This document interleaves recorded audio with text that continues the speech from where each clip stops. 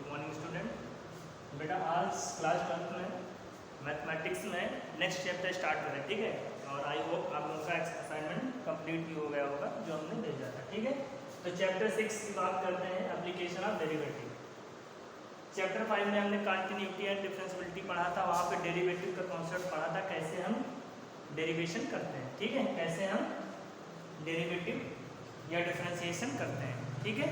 ये चीज़ें बताई थी। अब उसका यहाँ पर हमको क्या करना है, एप्लीकेशन, उसके एप्लीकेशन की बात करना है कि इसका यूज कहाँ कहाँ होता है, डेरिवेटिव की हेल्प से हम क्या क्या फाइंड कर पाते हैं, ये चीज़ें हमको यहाँ पर बताना है, ठीक है।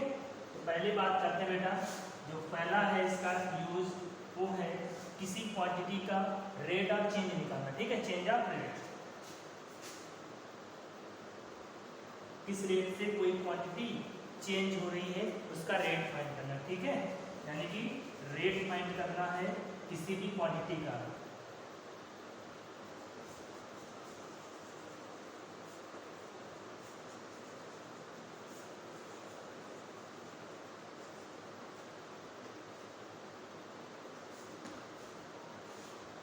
कि कोई भी क्वांटिटी किसी अनदर क्वांटिटी के रेस्पेक्ट में कितना चेंज हो रहा है, उसी को तो रेट बोलते थे। नहीं, कोई भी क्वांटिटी किसी दूसरे पैरामीटर के रेस्पेक्ट में कितना चेंज हो रहा है उसको फाइंड करने का तरीका हम किससे निकालेंगे, डेरिवेटिव, ठीक है। डेरिवेटिव की हेल्प से हम रेट ऑफ चेंज फाइंड करेंगे।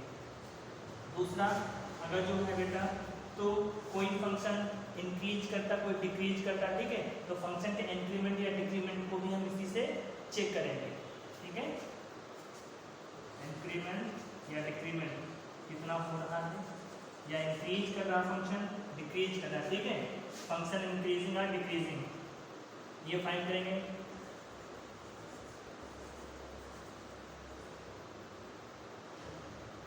Increment and decreasing of function, ये चीज हम यहाँ से फाइंड करेंगे, ठीक है, फंक्शन का इंक्रीमेंट एंड डिक्रीमेंट।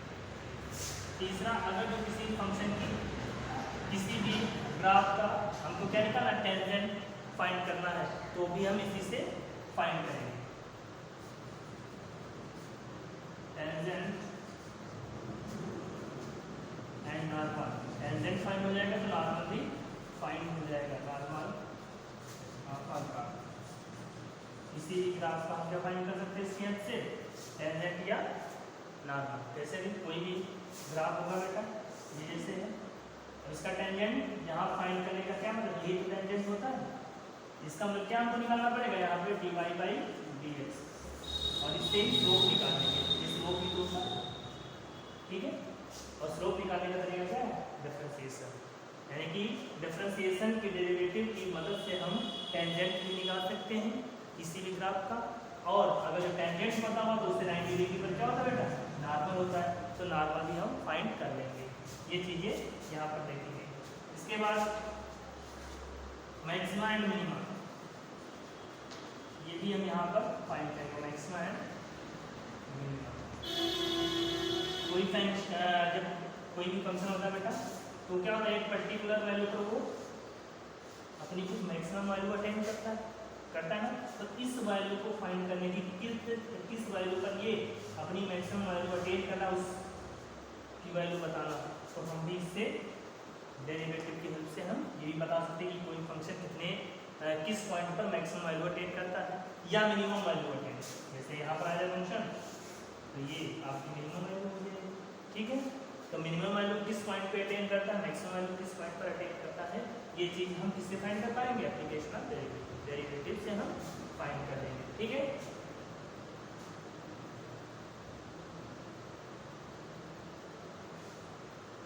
तो कुछ और भी है इसके एप्लीकेशन, जैसे रूट 26.23, ठीक है, इसकी भी वैल्यू हम अप्रॉक्सीमेट वैल्यू हम इससे फाइंड कर पाएंगे, जब आगे आएगा तो बताते रहेंगे। लिखा है 24 की पावर 1/3, ये निकालो, ठीक है, क्या क्यूब, ये कैसे पता करेंगे, सब डेरिवेटिव की हेल्प से हम ये चीज़ें पता करेंगे यहाँ पे, ओके। तो ठीक है ना, तो अब इसके लिए हम एक्सरसाइज स्टार्ट करेंगे, तो आपसे और अच्छे से समझना है।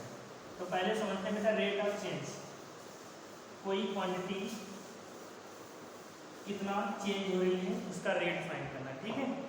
यानी कि एक तरीके से हम बोल सकते हैं dq/dt, यही तो है rate of change of quantity. यानी कि कोई क्वांटिटी किसी पैरामीटर के रिस्पेक्ट में कितना चेंज हो रहा है उसी को हम rate of change of quantity कहते हैं, ठीक है। जैसे क्वेश्चन हो जाए कि किसी सर्किल का एरिया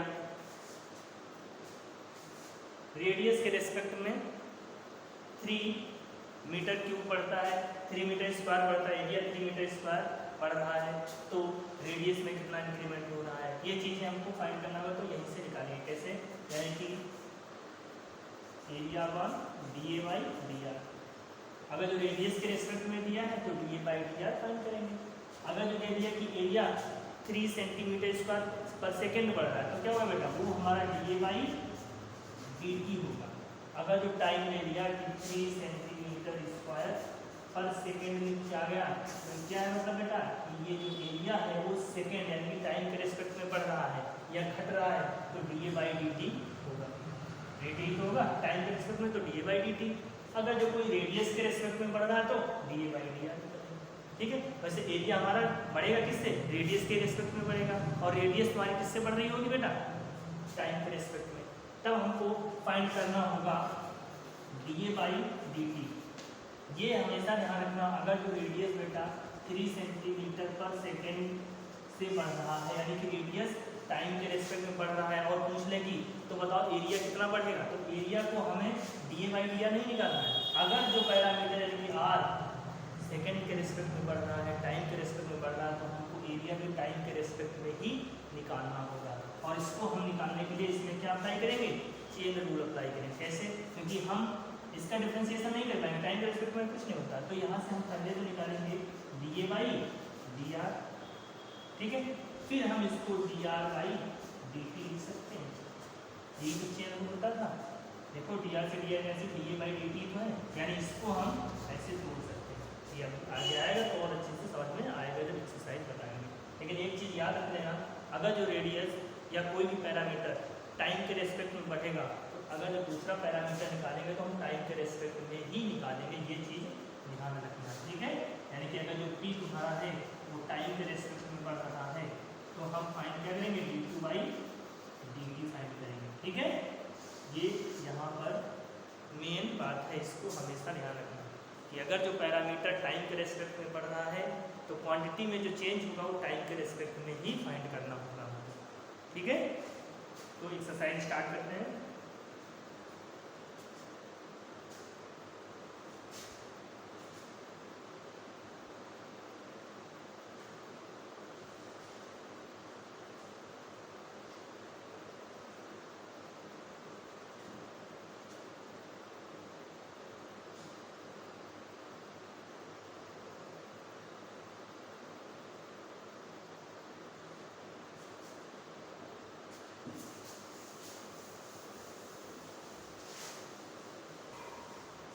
देखो एक्सरसाइज 6.1, एक्सरसाइज 6.1 पहला क्वेश्चन क्या दिया है, पहला क्वेश्चन बोला गया है find the rate of change of area of circle with respect to its radius.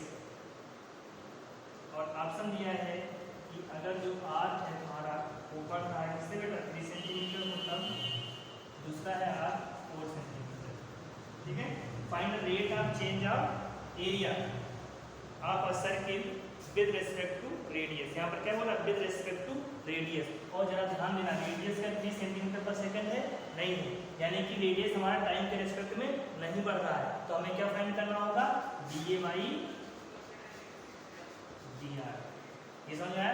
अगर जो यहाँ पे लिखा होता रेडियस हमारा 3 सेंटीमीटर पर सेकंड से बढ़ रहा है तो हमको फाइंड करना होता dA/dt। अगर जो रेडियस टाइम के रिस्पेक्ट में बढ़ेगा तो एरिया भी टाइम के रिस्पेक्ट में ही निकालना होगा। अगर जो रेडियस इसी के रिस्पेक्ट में नहीं बढ़ रहा है तो केवल हम dA/dr निकालेंगे, r के ही रिस्पेक्ट में निकालेंगे, ठीक है। तो यहाँ पर ये चीज़ ध्यान देना है, यानी हमको क्या फाइंड करना है, एरिया में कितना चेंज होगा अगर जो रेडियस हमारी 3 सेंटीमीटर हो और 4 सेंटीमीटर हो। तो सबसे पहले क्या होगा बेटा, एरिया का फार्मूला क्या होगा, सर्किल का एरिया क्या होता है, πr², यही तो होता है, सर्किल का एरिया क्या होता है, πr²। तो यहाँ से D A by D R क्या हो जाएगा, differentiating with respect to R. D A by D R क्या होगा बेटा, आर के पाई तो कांस्टेंट हो जाएगा और आर स्क्वायर में क्या होगा 2r, ठीक है, यानी कि 2 पाई आर आ गया। अब पहला बोला गया था जब आर है कितना 3 सेंटीमीटर, तो यहाँ से D A by D are कितना हो जाएगा, यहाँ रख दो वैल्यू 2 पाई इंटू 3 यानी कि 6 पाई। ऐसे ही आर इज इक्वल टू 4 पे निकाल दो तो क्या हो जाएगा, D A by D R is equal to 4 पे 2 pi into 8 pi centimetre square, ठीक है, सेंटीमीटर स्क्वायर पर सेंटीमीटर बोल सकते हो, क्यों, क्योंकि एरिया तुम्हारा इसमें बढ़ रहा है आर कैसे है, तो नीचे की भी तो यूनिट लिख सकते हैं, ठीक है, इसलिए सेंटीमीटर स्क्वायर पर सेंटीमीटर से हमारा बढ़ रहा है। अगली बात करें अगर जो हम, तो एक चीज याद रखना बेटा, जितने फार्मूले थे मेंस्ट्रुएशन में क्लास 10 में आप लोगों ने पढ़ा है, वो फार्मूले तो याद होने से तभी आप ये एक्सरसाइज सॉल्व कर पाओगे। कौन कौन से फार्मूले, चलिए एक बार देख लेते हैं, उसके बाद आगे बढ़ते हैं। पहला सर्किल का तो बता ही दिए, सर्किल का एरिया क्या होता है बेटा, एरिया तो हमारा होता है पाई आर स्क्वायर। सरकमफेरेंस क्या होता है इसका, या पेरीमीटर इसको कहते हैं, सरकमफेरेंस 2 पाई ये तो होता है। अगर जो बात करें हम सिलेंडर, सिलेंडर का वॉल्यूम क्या होता है पाई आर स्क्वायर एच, ठीक है। एरिया पूछे तो CSA, ये संपूर्ण 10th में पढ़ा ही होगा सबने, CSA क्या होता है 2 pi r h curve surface area, TSA total surface area क्या होता है 2 pi r h plus r, ठीक है। तो ये जो फार्मूले बेसिक ये चीज़ें आप लोगों को याद करना है। ऐसे ही अगर जो बात करें कोण की, कोण का क्या होता है, वॉल्यूम क्या होता है 1/3 पाई आर स्क्वायर एच। CSA क्या होता है पाई आर एल होता है, TSA क्या होता है pi r l plus r. L square equal to क्या होता है r square plus h square. ये फार्मूले हैं जो याद करने हैं, क्योंकि इनका यूज होगा, कहीं आया है सिलेंडर बढ़ रहा है रेडियस के रिस्पेक्ट में तो उसका एरिया फाइंड करो, ये चीज़ें, ठीक है। तो पहले फार्मूला आना चाहिए तभी हो पाएगा।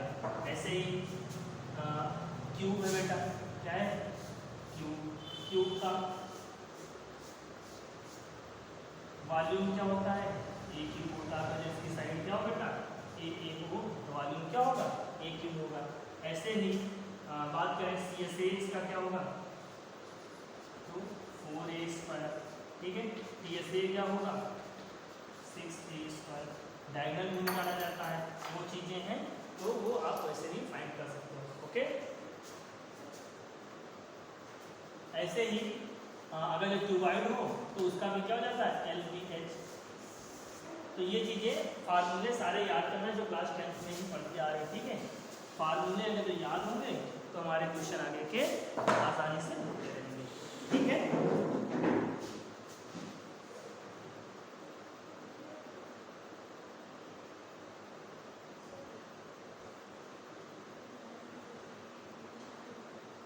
देखो ऐसे ही अगला क्वेश्चन है the volume of cube, second question, second question NCERT का क्या है, the volume of a cube is increasing at the rate of 8 centimetre cube पर सेकेंड, यानी कि वॉल्यूम जो बढ़ रहा है 8 सेंटीमीटर क्यूब पर सेकेंड। इसका मतलब क्या बेटा, ये dV/dt दिया हुआ है, वॉल्यूम किसके रिस्पेक्ट में बढ़ रहा है टाइम के रिस्पेक्ट में बढ़ रहा है, ठीक है। यहाँ ध्यान दें, यहाँ केवल dV नहीं, केवल P नहीं दिया, 8 सेंटीमीटर क्यूब पर सेकेंड, यानी कि क्या हो रहा है वॉल्यूम हमारा टाइम के रिस्पेक्ट में बढ़ रहा है, तो dV/dt दिया है, ठीक है। How fast is the surface area increasing when the length of an edge is 12 centimetre. Edge क्या है बेटा ए 12 सेंटीमीटर दिया, इसकी साइड दिया है 12 सेंटीमीटर है, ठीक है। तो हमको यहाँ से क्या फाइंड करना है, इसका सरफेस एरिया कितना इंक्रीज कर जाए, कितनी जल्दी कितना इंक्रीज करेगा, ये फाइंड करना है। तो देखो यहाँ से हमको निकालना क्या है, surface area ds by dt निकालना है, ये चीज़ ध्यान रखना है। यहाँ पर ds बाई da नहीं निकालेंगे, ds बाई da नहीं निकालेंगे, क्यों? क्योंकि यहाँ पर जो वॉल्यूम है वो टाइम के रेस्पेक्ट में बढ़ रहा है, तो हमको एरिया भी किसके रेस्पेक्ट में निकालना होगा, टाइम के ही रेस्पेक्ट में निकालना होगा। तो ये चीज़ें ध्यान देना। तो पहले फार्मूले लिख लेते हैं। अभी बताया क्यूब का वॉल्यूम क्या होता है, ए क्यूब होता है, ठीक है। सरफेस एरिया क्या होगा, केवल अगर जो सरफेस एरिया बोल रहा है तो हमेशा हम टोटल सरफेस एरिया ही लेंगे, जब तक CSA कर्व सरफेस एरिया की बात ना की जाए, ठीक है। तो b की वैल्यू दिया है, b का फॉर्मूला ये है, और सरफेस एरिया 6a² होता है, ठीक है। तो यहाँ से पहले अगर हम डिफ्रेंशिएट करें dv बाई, इसको क्या करेंगे, dv बाई dt, ये गिवन है, और dv बाई dt को हम चेन रूप से क्या लिख सकते हैं, dv by da into da by dt, ये लिख सकते हैं ना। देखो da से da कैंसिल हो जाएगा, dv बाई dt रहेगा। अब देखो dv बाई dt की वैल्यू यहाँ पर गिवन है 8 सेंटीमीटर क्यूब पर second, and dv by da इसका डिफरेंशिएशन है d by da of a cube into da by dt, ठीक है। 8 a क्यूब का डिफरेंशिएशन क्या होगा, 3a² into da by dt, और a की वैल्यू दिया है 12 centimetre. 8 is equal to 3 12² into da by dt, ठीक है। यहाँ से पहले da बाई dt को फाइंड करो।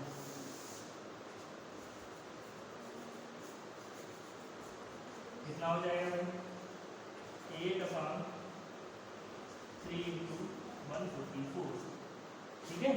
ये चीज फाइंड हुई da बाई dt आ गया। इसके बाद क्या फाइंड करना था, dv बाई dt निकालना था, ठीक है। चलो आगे बात करते हैं ds बाई dt।